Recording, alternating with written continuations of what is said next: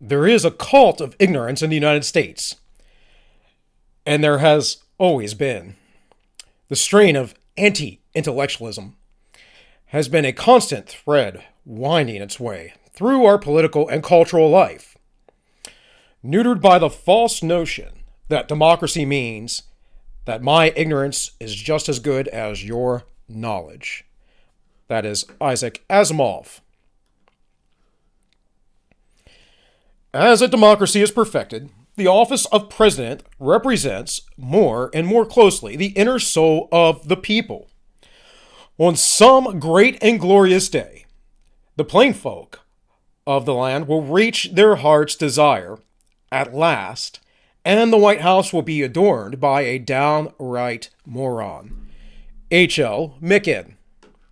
And this, folks, is all minus one. Welcome.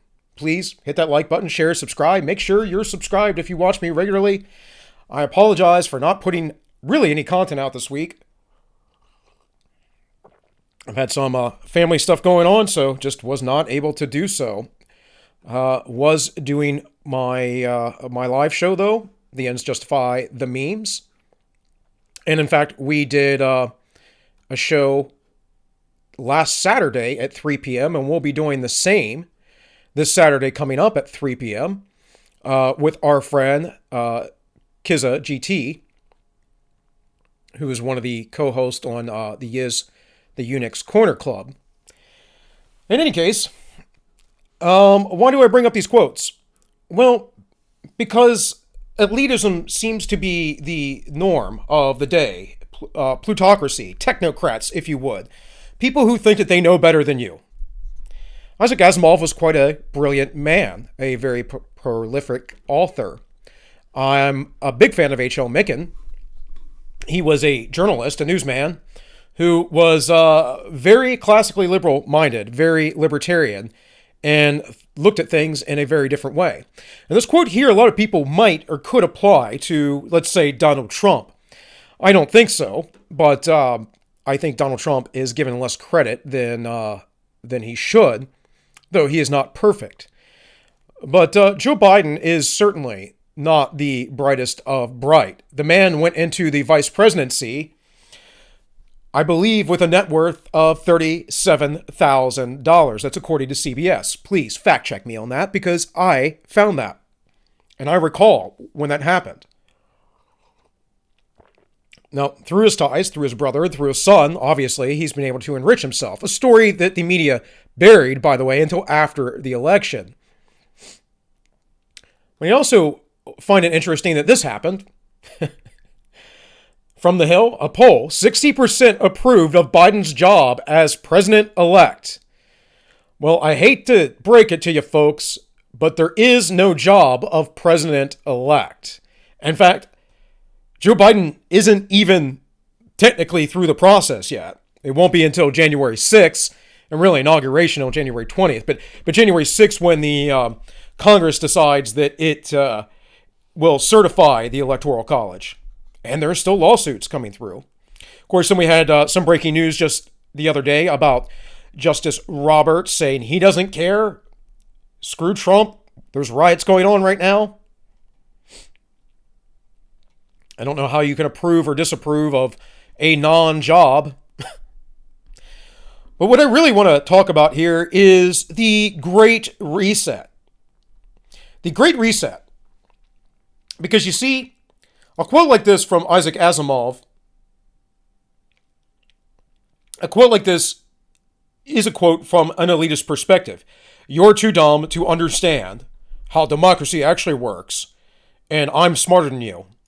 Well, Klaus Schwab thinks he's smarter than you too, and he wants to bring in this Great Reset while he's also wearing his magical uniform here, dressed up as the Emperor or Blofeld from James Bond or Dr. Evil or something of the sort. And this little article here just talks about the young global leaders, which I covered in another video a little bit ago. Some of the people involved in that. Now, these folks are nominated. Hey, there's Pete Buttigieg. These people are nominated. Don't get me wrong here, so they don't necessarily enter into this purposefully. But it is part of this globalist initiative. Pete Buttigieg, by the way, is a Rhodes Scholar. Maybe I'll do something on that in the future about Cecil B. Rhodes and the Rhodes Scholar. But what I really want to cover here, folks, is this Great Reset. Because for some reason, foolish people seem to think that this isn't real. This is very real. It is happening. John Kerry, who will be in the Biden administration, said specifically that they are all about the Great Reset, and it is happening quicker than you would like it to happen. And one of the ways that we can prove this or show this is by the massive amount of inflation that we've had in the last year. I did a video not too long ago about this. Last I had seen it was 23%. It is up to 35% of all money ever printed through the Federal Reserve Bank in the last year. 35%. Over a third of our money supply was just inflated. Do you understand what that means? It means that your dollar will be destroyed, that businesses will be destroyed. All the while we are suffering from lockdowns that are transferring wealth to the largest and most powerful corporations out there in the world. The Great Reset is already in place and it is already happening. And COVID-19 is the catalyst. It says the Coof's legacy. This is how to get the Great Reset right. The worst of the pandemic is yet to come. This was July 14th, by the way. And the world has reached a defining moment. We must get the Great Reset right. The challenges are greater than previously imagined, but our capacity to reset is also greater than we had previously dared to hope. And I'm not really caring to read this whole article because I don't need to go through it. It's out there. They write about it. Right, here's their little graphic set up about the Great Reset and all their technocracy. They're trying to set up the fourth industrial revolution. Well, you'll be tied into everyone and everything, and you'll own nothing and all that good stuff. Right? And this isn't about like just fighting world hunger, folks. This is literally about changing everything you know in life. The World Economic Forum, folks, this is their page. Nope. Now, this is the time for the Great Reset. This was June 3rd. Visit the Great Reset microsite here. Hear Klaus Schwab on these podcasts. The Great Reset launch and his book. We can emerge from this crisis a better world if we act quickly and jointly, writes Schwab. The challenges we have already seen in response to the Coof prove that the reset of our economic and social foundations is possible. No, you know what it proves? It proves you're a tyrant and you believe in tyranny, that you don't want to leave people alone. That's what it proves. This has never worked out ever in the history of humankind. Centralized governments, folks, centralized planning only brings more suffering. Coof lockdowns may be gradually easing, but anxiety about the world's social and economic prospects is only intensifying. There is a good reason to worry. By the way, they're talking about this because, they shut down all these businesses. They did this, then did that, so it's not sustainable. No, it is sustainable. The governments were tyrannical. In the United States, you have a First Amendment right to peacefully assemble. You know what that means? That means you get to run your business. You get to have Christmas and Thanksgiving and whatever else you want to do, as long as you are peaceful.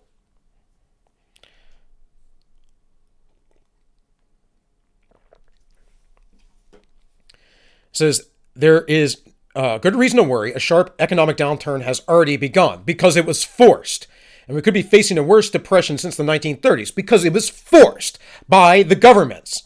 And it is not warranted based on what is going on, who is dying, when they died, mass lockdowns, all of that stuff. Period. You could argue with me, the data says otherwise. And I will cover some data here in a moment. To achieve a better outcome, the world must act jointly and swiftly to revamp all aspects of our society and economies, education and social contracts and working conditions. Every country, from the United States to China. Wonder why they said those two. You know why? Because the United States and China are the two world superpowers, and they're trying to transfer all of the power to China currently. That is why we are hyperinflating our currency. and says they must participate in every industry from oil to gas to tech, must be transformed. You mean the only industries that are important, at least for the reset: tech, oil, gas. Why? Because you need oil and gas to run the machine industry and the third industrial revolution. In short, we need a great reset of capitalism. No, we actually don't. You need things to fail. And we're not living in capitalism right now. There is almost no nation in the world that does not have some form of centralized planning or economy or bank. That's not capitalism. That is straight from the 10 pillars, the 10 planks of Marxist Communist Manifesto. It is at best fascism. It is nowhere near capitalism, folks. Nowhere near. There are many reasons to pursue the Great Reset, but the most important urgent is the Coof. Having already led to hundreds of thousands of deaths. Well, yeah, that happens, and it will happen again. There's no way to stop pandemics until the viruses burn out or there is a cure. And currently, there is no cure. There is a vaccine that may help you survive this longer and is not very well tested. And with casualties still mounting in many parts of the world. Well, sorry, but this happens. It is life. Memento mori. Remember, you shall die. I don't want anyone to die. I don't want my family to die, but it is part of life. It is what will happen. We are not immortal. This will have serious long-term consequences for economic growth, public debt, employment, and human well-being. Well, debt is largely an issue of government regulation. People do take on debt, but as far as currently the astronomical debt that is standing in the United States is because of all of their horrible monetary policies and the Federal Reserve Bank, which is a private institution that essentially charges interest on the money that they print out of thin air.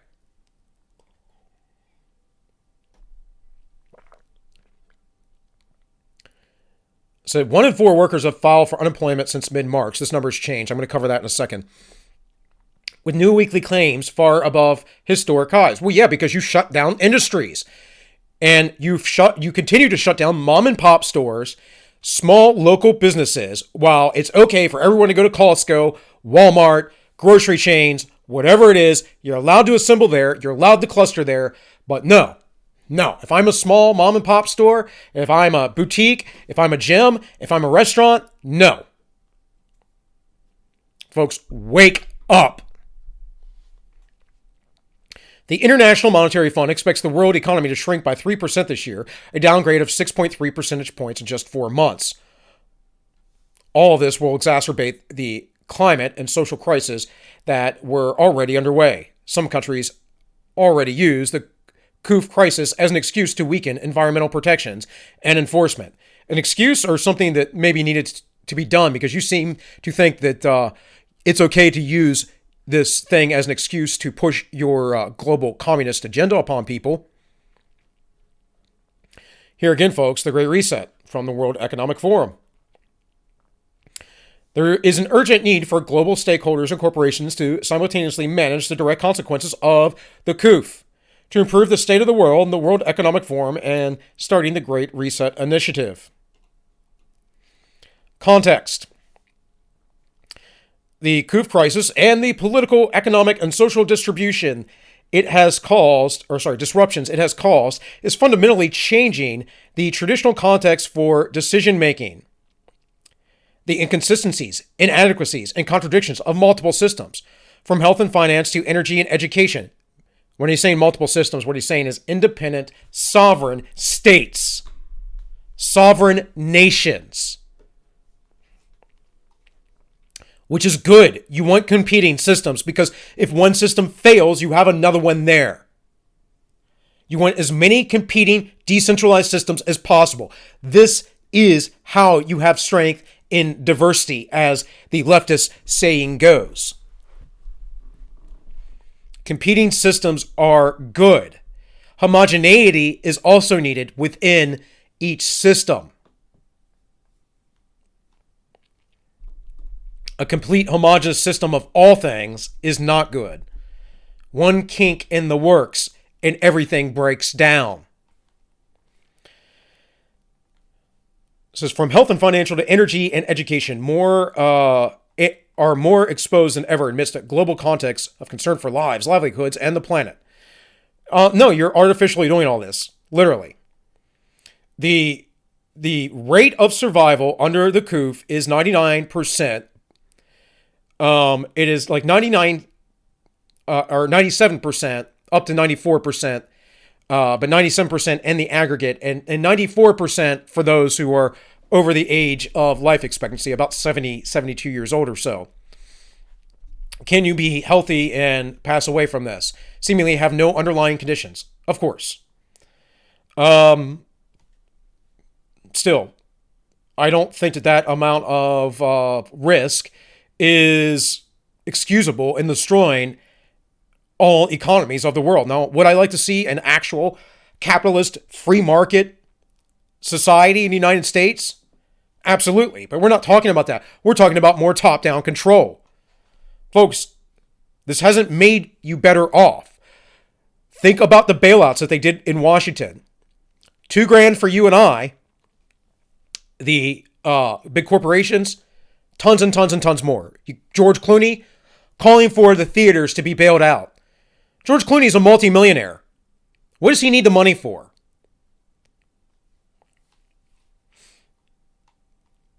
As we enter a unique window of opportunity to shape the recovery, this initiative will offer insights to help inform all those determining the future state of global relations, the direction of national economies, and priorities of societies, the danger of business models, and the management of global commons. There are no global commons. Let me also educate you very quickly of the tragedy of the commons. This is when resources are destroyed because there is no ownership. Because they are public resources, people just take them and destroy them. Your communist utopia, left-wing nonsense actually does more harm to the environment and natural resources than ownership ever would. When people own things, they tend to take care of it. When the community and the government, the public owns things, they tend to destroy it at the behest of the folks who need it, who want it at the time. Why? Because no one manages the resource. Like a public bathroom, or would you rather go to a private bathroom? Drawing from the vision and vast expertise of the leaders engaged across the forum's communities, the Great Reset Initiative has a set of dimensions to build a new social contract that honors the dignity of every human being. Except for those of you who won't go along, because I guarantee you, you will be put against the wall. This is directly from the Fed, folks. This is the M1 money stock. This is it in the 1980s. This is inflation over the years. Now, if you aren't aware of what inflation is the creation of money out of nowhere, or the devaluation of money, which is what putting more money into circulation is. And you could see there was some inflation going up. And here, right around the housing market crisis of 2008, it went up. And we continued on this monetary policy for a while. This is intentional in all respects, to my mind. It is to devalue the American currency, to get rid of the petrodollar, to keep basically Americans from growing the economy and being the world superpower, and to transfer that wealth to other nations, much like all of the outsourcing that has been going on for decades in the United States. The stuff that Donald Trump was trying to stop, and the stuff that the globalists hated that he did.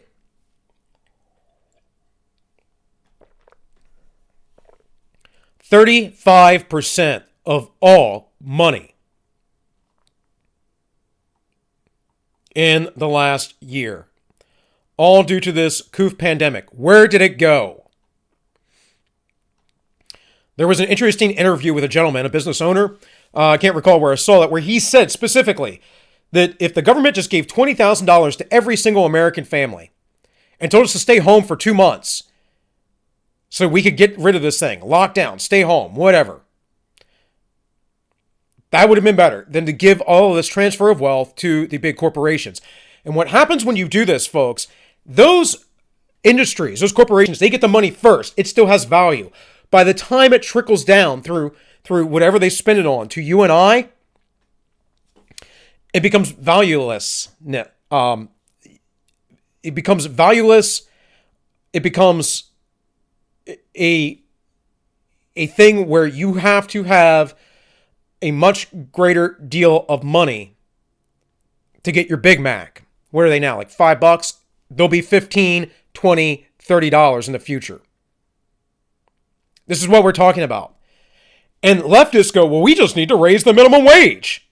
But it's a never-ending, repeating cycle. It doesn't end. It doesn't stop. The value of your money gets stripped away, and then they go, we got to raise the minimum wage.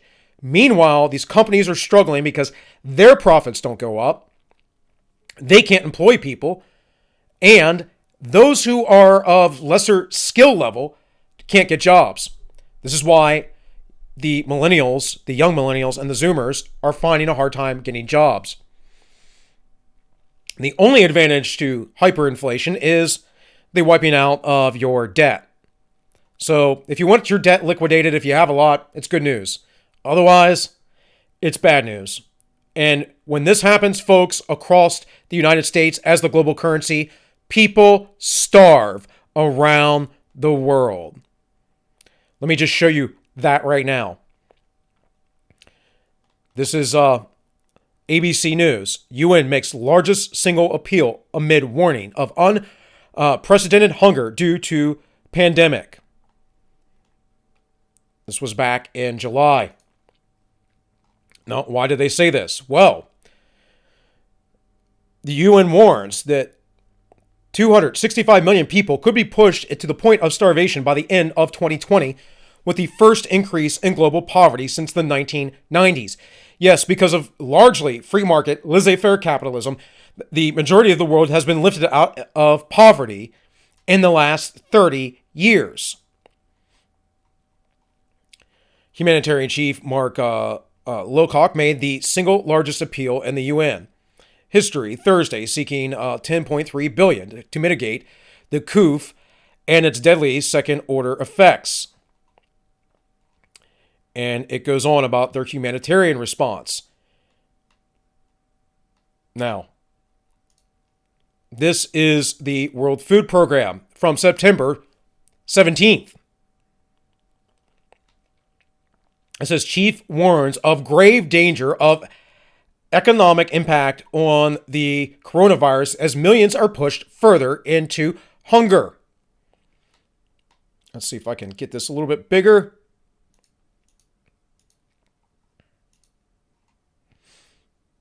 It says 5 months ago, I warned the council that the world stood on the brink of hunger and pandemic, a toxic combination of conflict, climate change, and the Coof. I don't know what climate change has anything to do with this, but they always got to sneak it in there.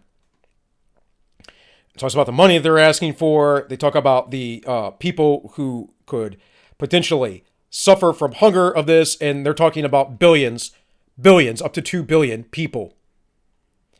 And this will happen, folks, as industry declines in the United States. Do you know why? Because people here in the United States won't have money to spend on products. They won't have jobs to spend on products and things that keep the economy running. And then all the big companies that outsource to other countries and sweatshops, if you would, as the left likes to call them, the sweatshops, they aren't getting paid anymore. Guess what happens? They start to go hungry. They go back to their jobs as prostitutes, as trying to work in the fields, except for they don't have industrialized machinery for farming like we do in the States. They use man labor. Guess what happens? People can't buy those products. We saw this, a microcosm of this, at the beginning of the lockdowns. People cannot have their goods shipped when everything is shut down. There is a supply chain breakdown. What happens then? People begin to starve around the world. And I can promise you, folks who like the Great Reset idea, folks who are the globalists, like that idea. They like the idea. You know why? Because they want to reduce the world's population. So as the Coof pushed countries everywhere to lockdown, the equivalent of 40 million full-time jobs have been destroyed, and the remnants have collapsed. The impact has been felt hardest by 2 billion people who work in the informal economy around the world, mainly in middle and low-income countries, already only one day's work away from going hungry. In other words, living hand to mouth. And folks, you don't know how good you have it in the West. That's why I can't stand the commies, because they complain about the most absurd things. So let's go to this really quick.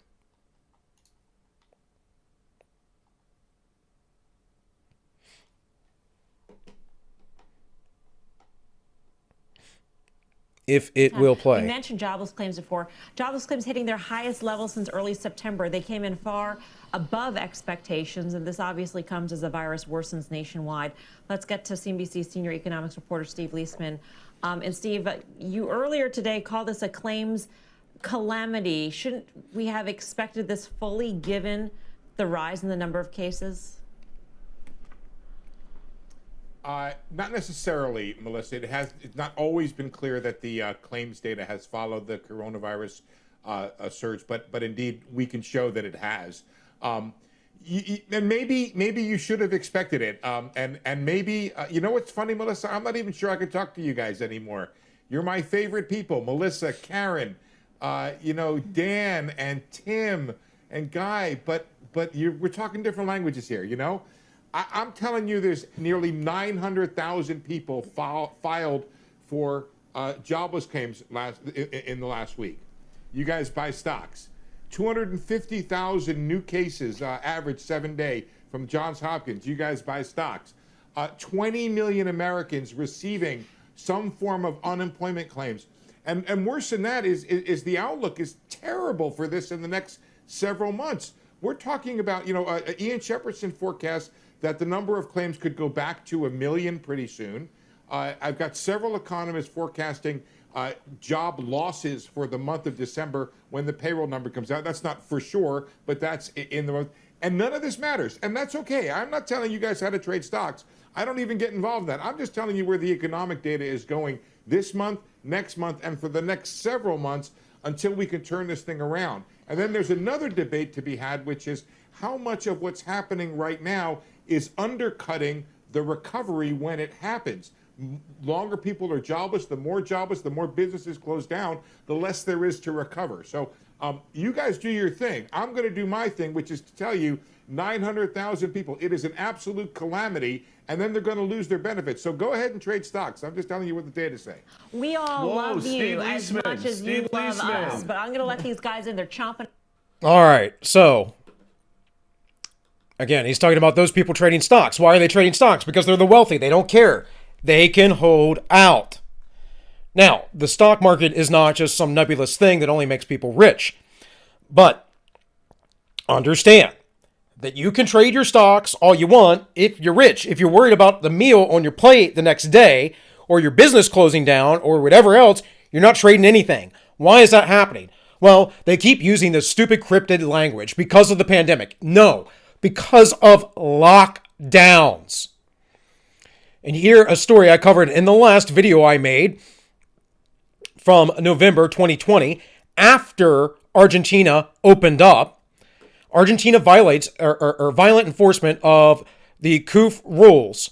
This is from Human Rights Watch. And what you'll see here is, if you read this article, the vast lockdown that happened in Argentina, I've showed you the stats before, essentially did nothing but violate human rights and make the poor poorer. And now they're taxing the rich, which will happen, by the way, over here in the United States, because there is no principle guiding any of this. It's about control and excusing the control.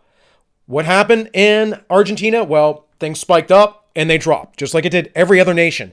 It just took longer to spike. And the reason why it took longer to spike is because they were locked down for, 8-9 months, however long it was that they were locked down. And this whole thing goes through incidences with police and how they were beaten and things that they've done. And all this has happened here in the United States as well.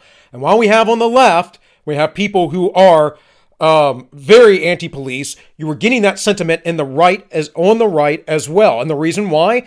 Because you all are enforcing draconian lockdowns and violating people's constitutional rights. Now, I found this interesting from John Miller. This was from December 13th. Despite the virus, U.S. deaths this year are literally no worse than they have been for the last 10 years, and maybe even on track to go down. And this is 2.5 million. Here in 2013, 2.6, 2.7 in 15, 2.8 in 2017, 2.9 in 2019, and then 2.5 million. And he has the data. Go check that out. Speaking of lockdowns, then we have the Great Barrington Declaration. And this is where public health officials and anyone, you can be a citizen and sign this, have signed this declaration saying, stop the lockdowns. It says the Great Barrington Declaration. As infectious disease epidemiologists and public health scientists, we have grave concerns about the damaging physical and mental health impacts of the prevailing Coof policies and recommended an approach we call focused protection. What I have been saying since the beginning. Do what you always do when you have something like this. You quarantine those who are sick, or you protect those who are at high risk. Coming from both the left and the right and around the world, we have devoted our careers to protecting people. Current lockdown policies are producing devastating effects on short and long-term public health. The result, to name a few, including lower childhood vaccination rates, worsening cardiovascular disease outcome because of due to high stress. This is a well-known thing in medical literature, folks. I am and have been trained for a long time in medical knowledge, and I just read a lot. So I'm not coming from this from nowhere. And you might go, well, Bill, are you a doctor? No. But you know what? It doesn't matter if I'm a doctor or not. I don't need a piece of paper to sit there and say, hey, I understand how these things work. Right? And you might say, well, that doesn't, how can you say so if no one certified you as saying that it works? Well, folks, I don't know what to tell you. I guess every institution you ever loved and believe in is correct, even when they're conflicting, right? No, you got to be smarter than this. You got to be smarter. I have a functioning brain. I study and I read. I have been trained. I've worked in hospitals. I've worked in certain settings. I've dealt with infectious disease before. Trust me, I know what I'm talking about here. At least on a layman, or not just a layman, I should say, on a journeyman level, right? I'm trying to claim to be an expert. I don't really believe in the idea of experts anyways. That is a gross appeal to authority, and I'm not trying to do that for myself. I'm just saying, I understand how these things work. Cardiovascular disease goes up in wartime and times of stress with people in general, and that is a time going on right now. It says fewer cancer screenings and deteriorating mental health because people are social creatures. My wife and I are discussing right now about doing something about her grandfather who is locked away by himself, miles away, thousands of miles away from his family because his mental health is deteriorating because of these things. And it's sad. We don't want her grandfather to die alone.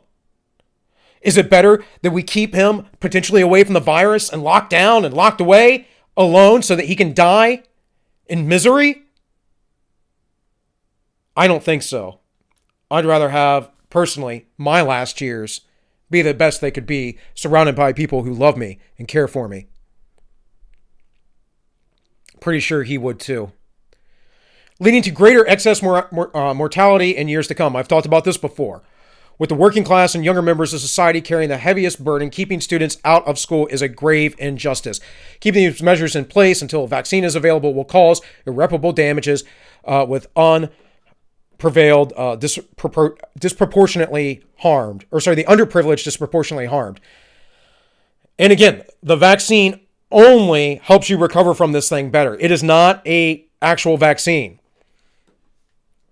Fortunately, our understanding of the virus is growing. We know that the vulnerability to death from the Coof is more than 1,000-fold higher in the older and infirm than young. Indeed, for children, it is less dangerous than many other harms, including influenza.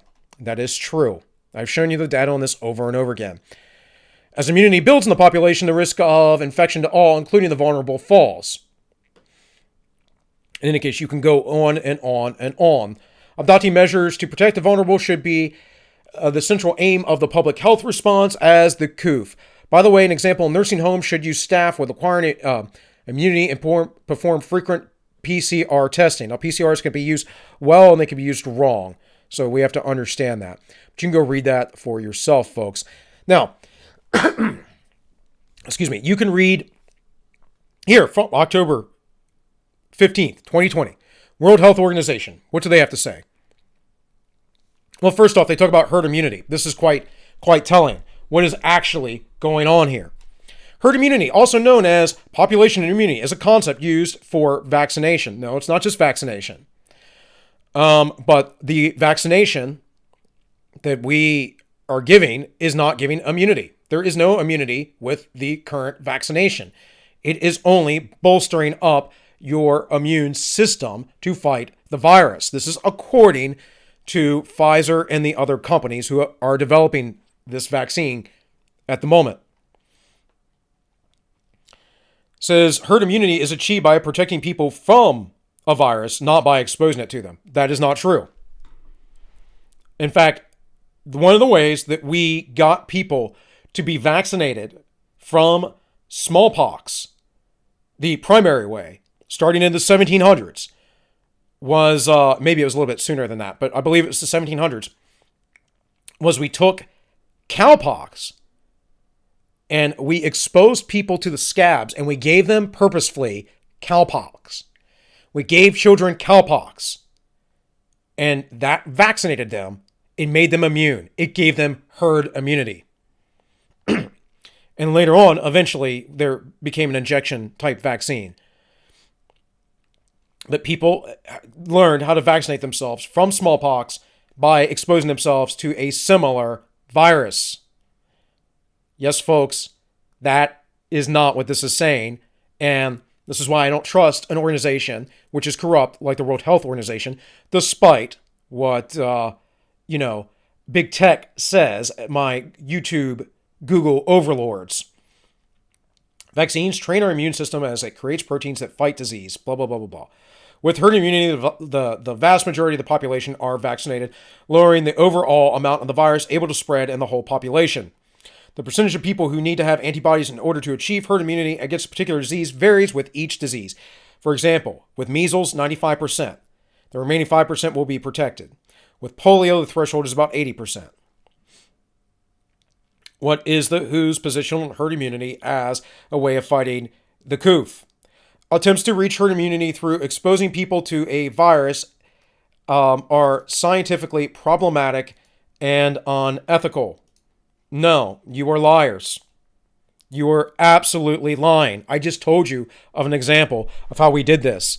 That is actually how we make people immune with the flu vaccine, which, by the way, has about a 40 or 50% rate of effectiveness.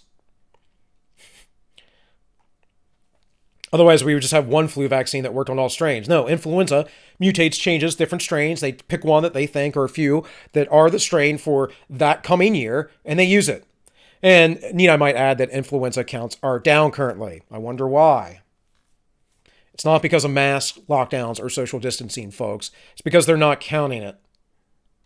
It's because people are fudging the numbers. It says, we are still learning about immunity to the Coof and developing an immune response within the first few weeks. We don't know if it's strong, if it'll last. That's true. We don't know how long it'll last. It's something we're probably going to have to live with. We also know this is like we live with the flu every year. People have lived with much worse over the years.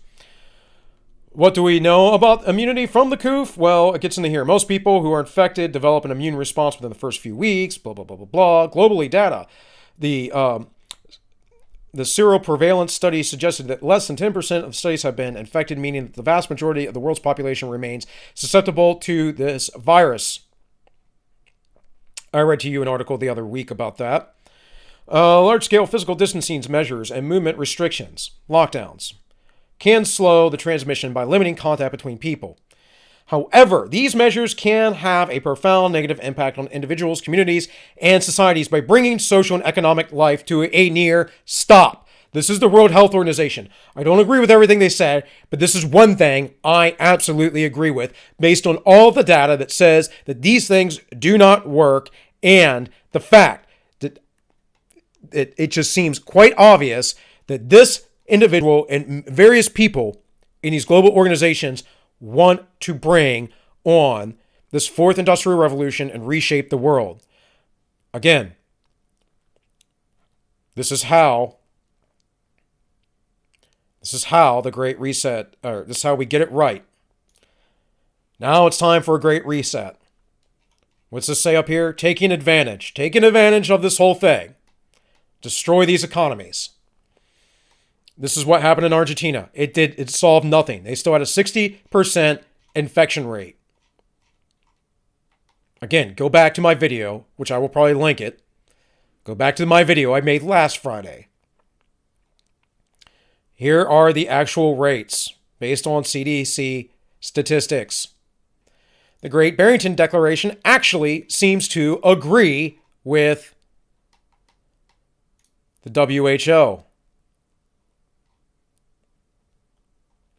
It also says such measures disproportionately affect disadvantaged groups, which people in the first world who are doing all right generally don't think of, because out of sight, out of mind, and you've never been there. No, I have, and I've seen how those people live, and it is world-altering, let me tell you. Including people in poverty, migrants, internationally displaced people, and refugees. Why migrants? I thought that allowing everyone to migrate was the best thing ever. No, it's not. It actually puts people in worse poverty. Something they don't tell you about when you get into the data. I guess I'm going to have to make a video about that sometime. In any case, WHO is basically against the lockdowns unless absolutely necessary, last minute. Like last resort, I mean. So, again, that is the World Food Program we got going on there. Now, I'll probably come back to this. In fact, I might just bring this up as a separate article so I don't run too long. This is a rebuttal to Klaus Schwab, his article on the Coof crisis. This was November 29th. Interestingly, being a blog and whatever else, probably because of what it said, I share things on Facebook to myself through Messenger just so I can, get it from my phone to my computer or whatever else. I send myself stuff. I don't use everything I send that way, but I do. And this, they would not allow. This is forbidden information. So let's get into mask very quickly, very briefly. This is Principia Scientific International. It says, world top epidemiologists, masks don't work. August 8th, 2020. I had someone argue with me in the comments about this whole thing. How can you say the masks don't work? Blah, blah, blah. Because that's what the data says. Because there are basic principles that we understand work within virology. There has to be a medium of dissemination. So when you sneeze, you're aerosolizing everything. When you cough, you're sending out some particles, right? When you spit, the virus is in the spittle, in the droplets. Does a mask protect from that? Yes. Are you doing that when you normally speak or whatever? No. Is there a distance in which those things travel? Yes.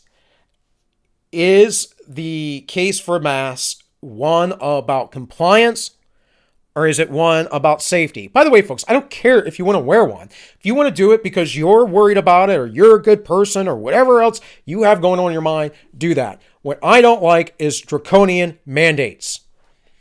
I don't like technocracy and plutocracy. I don't like those things because I'm not an elitist, unlike someone here like Isaac Asimov. So it says, Denmark boasts one of the lowest Coof death rates in the world. As of August 4th, the Danes have suffered 616 deaths. Now, probably because of their great health. Not even their healthcare system, but probably because Danes in general are in really good health. And this is a common factor in rates of death. That's less than 1/3 of the number of Danes who died from pneumonia or influenza. So over there, this is less lethal than influenza or pneumonia. It's also probably because most people you see who die of the Coof have influenza and pneumonia. I've covered this before based on the CDC numbers. Numbers that are purposefully, in my opinion, this is speculative, of course, but it obviously, to me, appears to be so. They sit there and garble on purpose so people cannot make any sense of it. And we've seen statements from the CDC saying being political and hiding things about these numbers as well. Despite this success, Danish leaders recently found themselves on the defensive. The reason is that Danes aren't wearing face masks, and local authorities, for the most part, aren't even recommending them. And this is not just in Denmark. This is in countries across the world. They don't wear masks. Do your freaking research. Don't make an argument against me until you get your research right.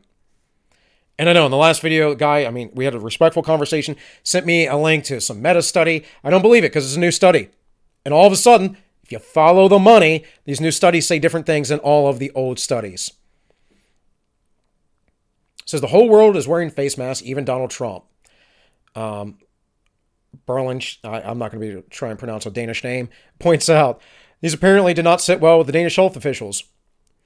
And it goes on. It said Denmark is not alone. Despite a global stampede of mask-wearing, data shows that 80 to 90% of people in Finland and Holland say they never wear masks when they go out. Sharp contrast to the 80 or 90% of people in Spain. Spanish people live in a higher level of poverty because they had fascism for so long. And there's a growing movement of communists there. So they're just reverting back to the Spanish Civil War, which is quite sad.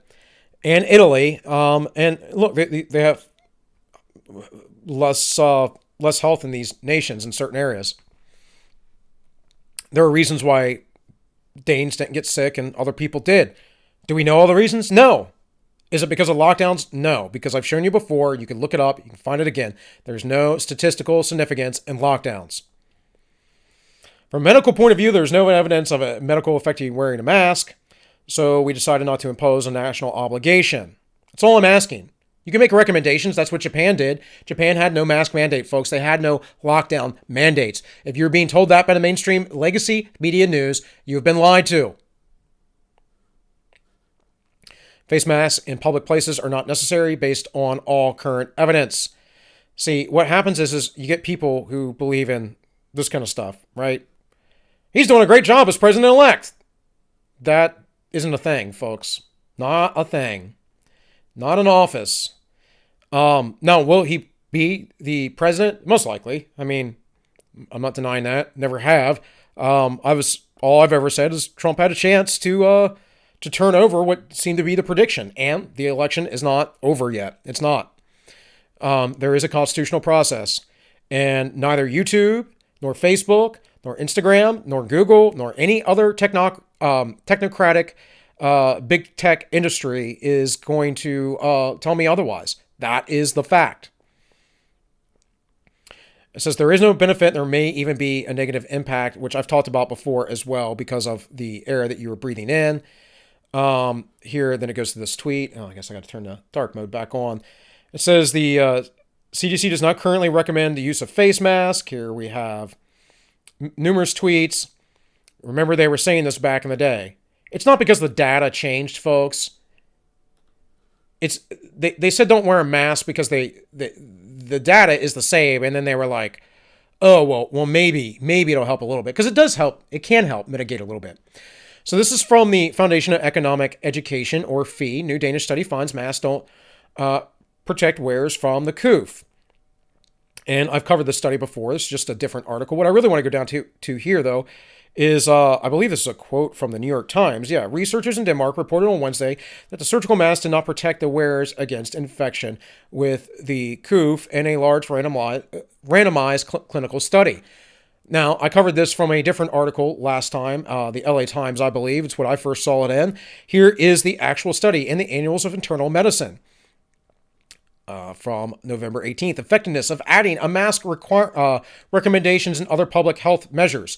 Now, they did this in Denmark, and the reason why is because they did not have mask requirements. So observational evidence suggests that wearing masks mitigates transmission. Mitigates, folks, does not stop it.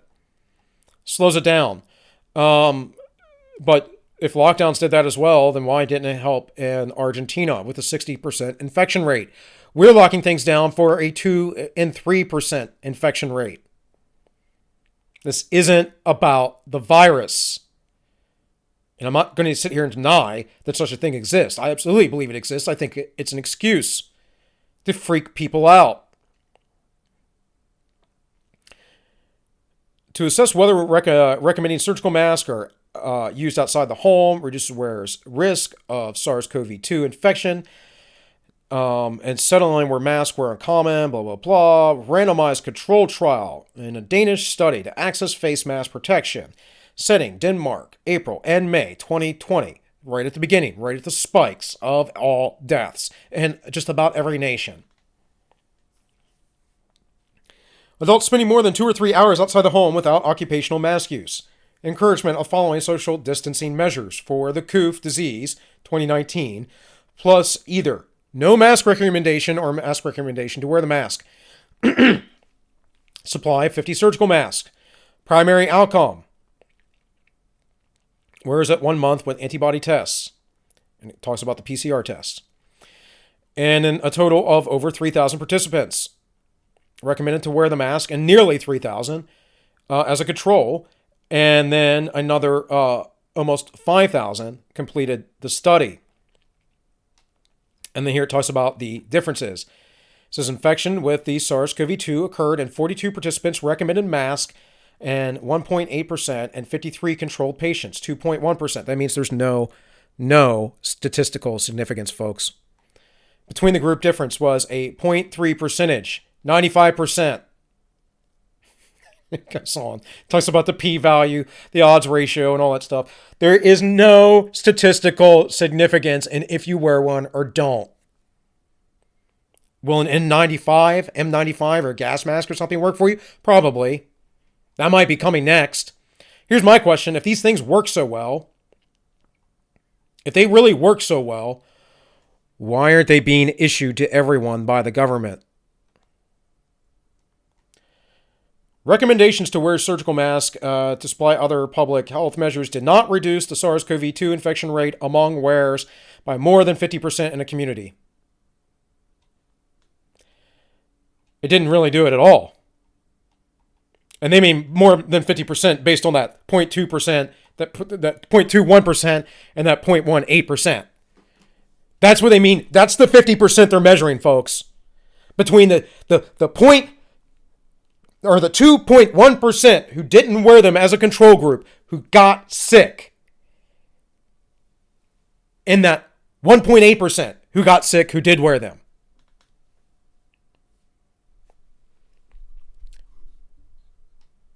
That's the reduction they're talking about.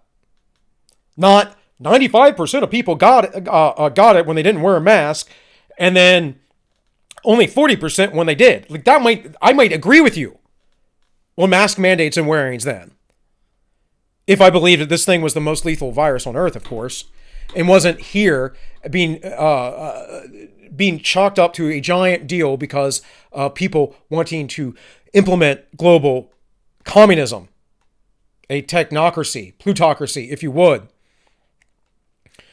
So this was from Substack from Jordan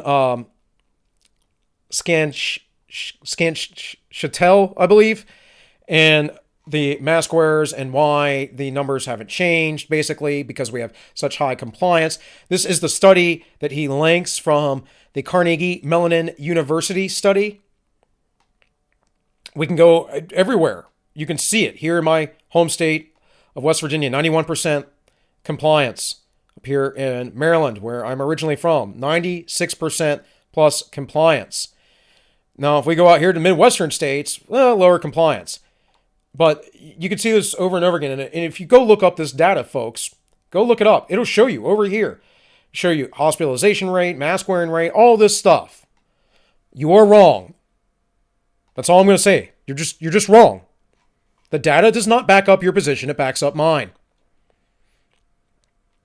Here, Oxford epidemiologist, this is from Louder with Crowder. Now, I had actually featured these guys in this video. You can watch here on Heard. and herd spell as in, sheep, because don't be a sheeple. The Oxford epidemiologist, suppression strategy not viable. And they talk about this. They talk about mask and actually the inherent potential dangers of mask, the moisture wicking in there, bacterial infection. This is what's going to happen, folks. It is more likely you'll get bacterial pneumonia. You'll need to go in the hospital because you wear a face mask while you're out a bunch. And then you'll catch the coof. And then if you pass away or you are hospitalized because of bacterial pneumonia, you will then be counted as a coof death. And you just had a better chance of just not wearing a mask. So actually, the Oxford epidemiologist Thomas Jefferson and Carl Hennig basically took a dump all over masks.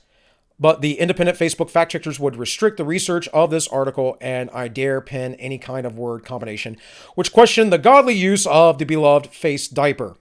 All right. So what I wanted to read here, though, was their comments really quick. And again, go find the video.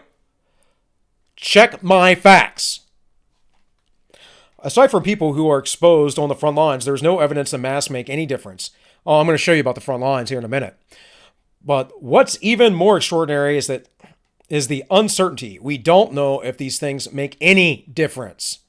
We should have done randomized control trials in February, March, and April, but not anymore because viral circulation is low, and we will need huge numbers of enrollment to show whether there was any difference.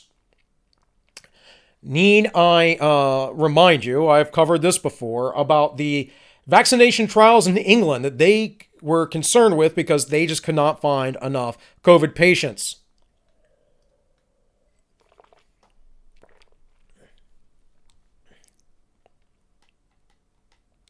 It says, Carl Hennigan, by all means, people can wear masks, but they certainly can't say it is an evidence-based decision. These are epidemiologists from Oxford University, folks. And this is on lockdowns. It says, many people said that we should have a lockdown earlier, but 50% of the care homes developed outbreaks during the lockdowns. Purposefully, by the way. Not to be libelous, but I am more than certain that Gretchen Whitmer, Andy Cuomo, and Tom Scott and the rest of them that did this, put nursing home patients, took them to the hospital, brought them back to the nursing home, and also people who were young and going to get over the virus. One of which, by the way, in Michigan, was a young man who beat an elderly man for no reason. And then that elderly man, I haven't confirmed this, but I do recall hearing later on took his life. Probably a death of despair. But yeah, you're worried about other people in the grocery store wearing a mask when you go out all the time. Yeah. It honestly, it's quite disgusting to me. It's quite disgusting to me that people are such sheeple. The people would just listen to anybody that, I'm not an elitist, folks, but you wouldn't look at the information. Or that you would just go along with things.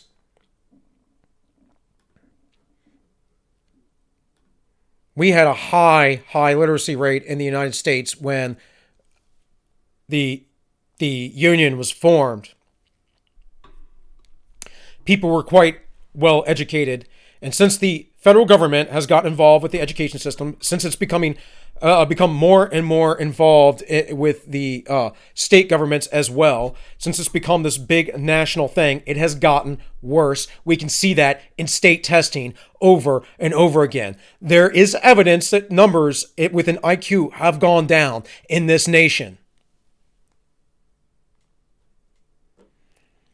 But you get your bread and circuses, you get your sports, and you get your entertainment, and you get your little prepackaged thoughts from the MSN and the CNNs and the Fox Newses and whatever else. And granted, I've said it before, I think Fox News does tend to do a better job than those two outlets.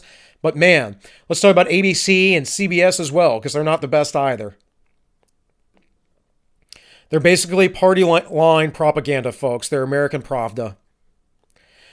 We as individuals are part of the problem because sensationalism drives people to click and read information. Yep.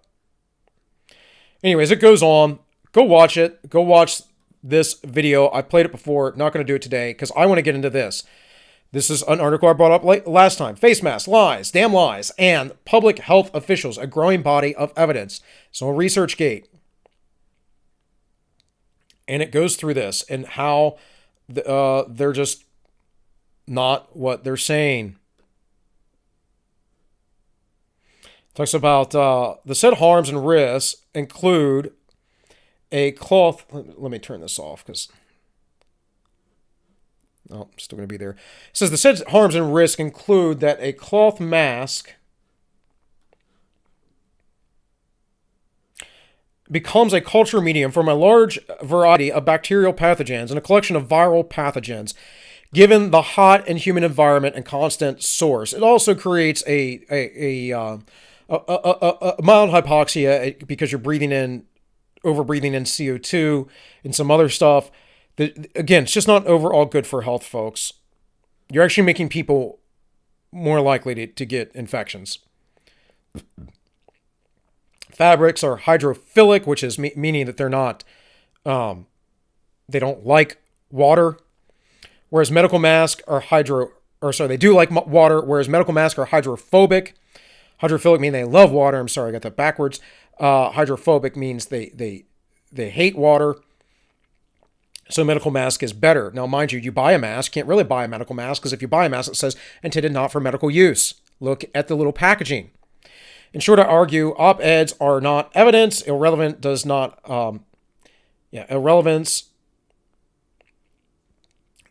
not help, and more bias does not remove bias. The mantra of a growing body of evidence is self-serving contrivance that impedes good science and threatens public safety. And I agree 10,000%.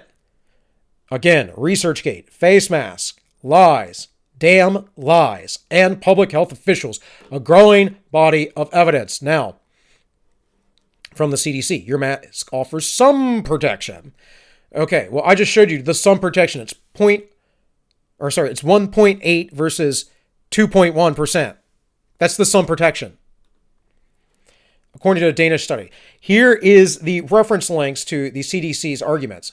Now, interestingly, this is from 2020. All of a sudden, 2020, we got new science. New science we never knew about viruses and bacterial transmission and whatever else before in 2020. Stop being so foolish, folks. 2020. So here, 2020. Now here's a 1994 study. I brought this up. Visualization of the effectiveness of the mask in the obstruction of respiratory jets. It does not confirm anything. Do you see this plume here? Do you see this plume above head? That's what happens. The CDC is quoting this study of imaging they did. By the way, imaging that looks like this. Let's see if it will come up. A smoke generator and a face mask. This is not how your breath works, by the way. 3 feet of projection, 6 feet, 12 feet. With a mask, this is a cloth mask. Leak from the top, leakage through the bottom of the mask. Look at that. Oh, look at that leakage. How it just rises above.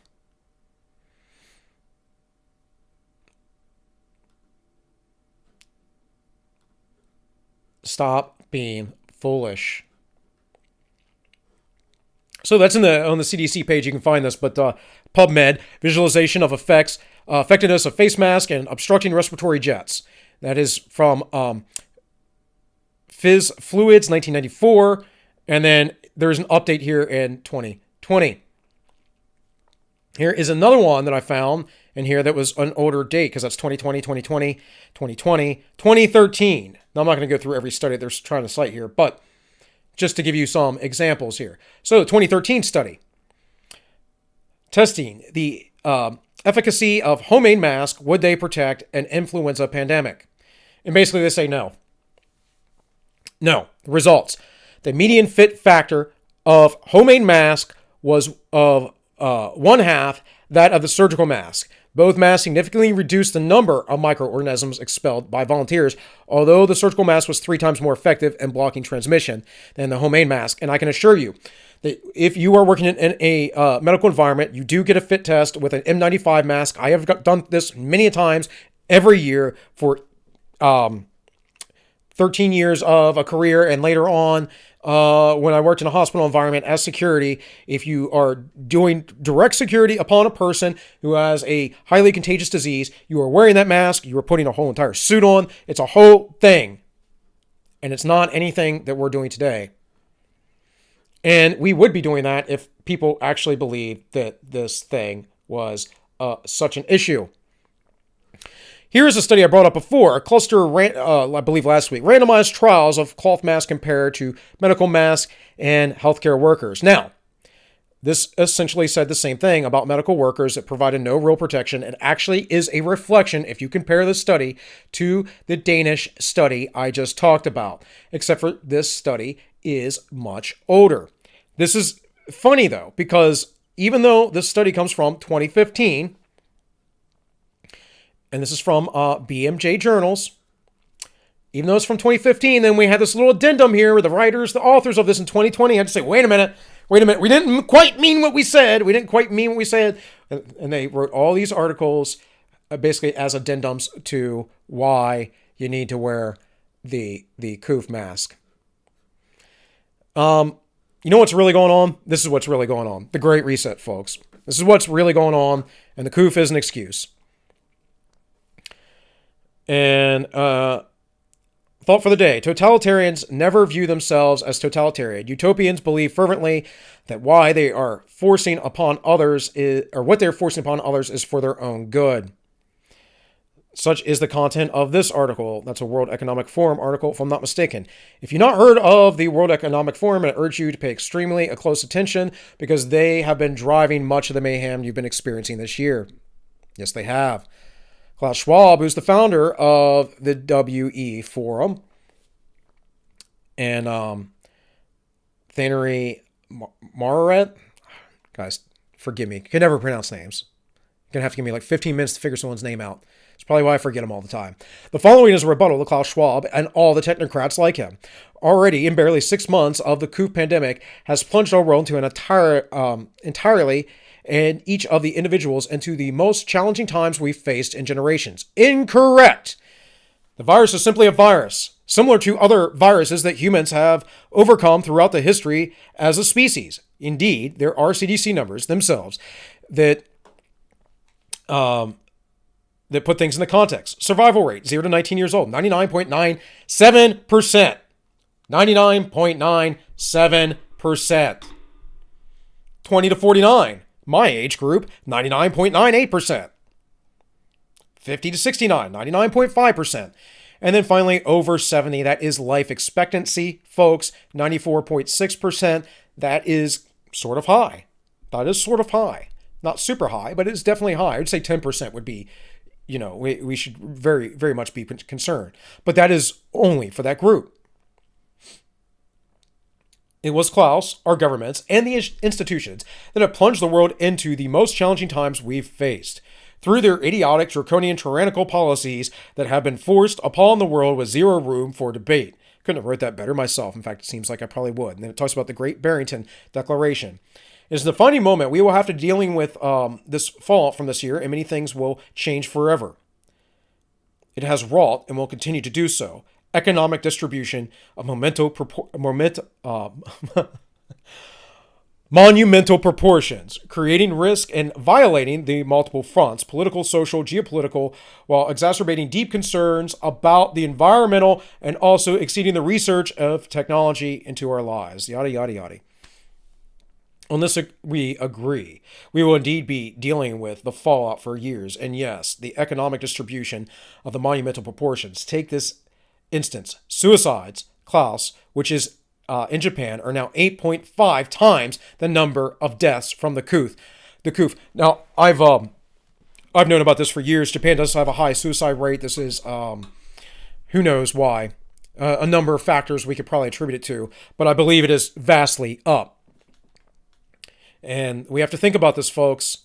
these deaths of despair. We really have to think about this. What are we doing for a disease that does this, and then it does this primarily on people who have viral or bacterial pneumonia on top of influenza, who are already at life expectancy. Literally had a cousin die of this last month. Exactly that. Had influenza or viral pneumonia or bacterial pneumonia, I don't recall which. Went to the hospital, got the Coof during his stay, and he passed. I mean, but is that a Coof death or is that a pneumonia death?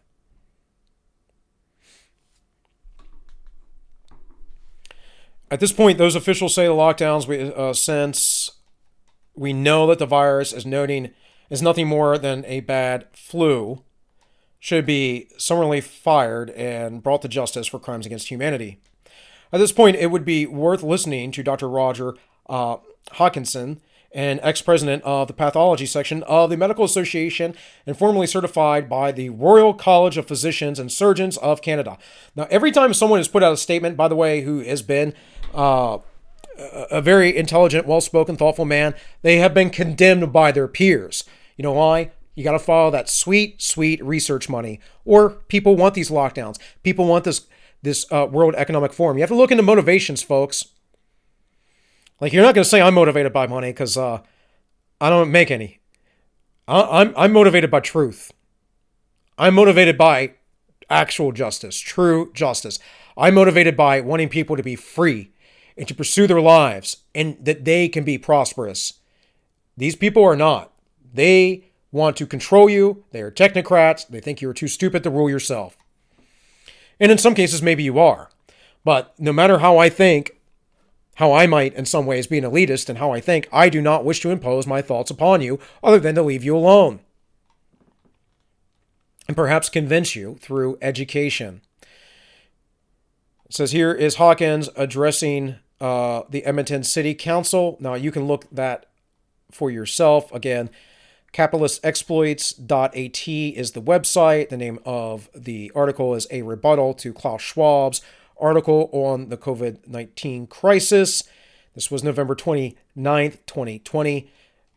Again, go through all this yourself. It says, moving right along to your statements of concerns about the environment, it is not time you simply dropped your mask and revealed that, yes, this is what it was all about from the get-go. And it is. And Agenda 2030, after all.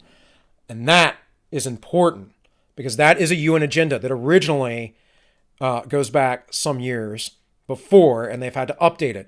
And we know this because Klaus Schwab talks about this, and he says this is how the world's going to be for Agenda 2030. It says, was conceived before the manufactured pandemic. One would have thought that after Al Gore's ridiculous, demonstrably false, inconvenient truth and junk science behind anthropomorphic global warming, I'm surprised YouTube allows any dissent on that, by the way, would have deservedly been ridiculed and discarded. By the way, they got rid of anthropogenic global warming, the term global warming, right after that documentary was debunked. People still think it's true, even though every prediction they ever made in it and every prediction they've ever made about anthropogenic global warming has been utterly false and wrong. They can't predict the models correctly. Much like this Coof thing. Horribly wrong models.